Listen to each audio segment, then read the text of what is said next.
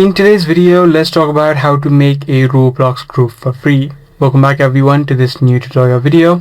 In order to create groups on Roblox, all you want to do is head over to the More section on the bottom right, head over to Communities and then tap on Create a Community. Through this section, you can name it whatever you like, add in descriptions, add in a profile picture, a cover picture, as well as the settings of anyone to join or manually approve. Now basically creating a group requires you 100 Robux.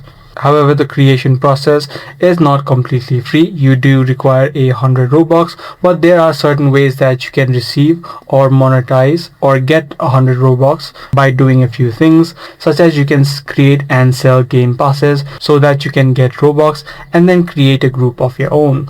Other methods of you receiving or monetizing your account is by selling clothes or creating different sort of experiences.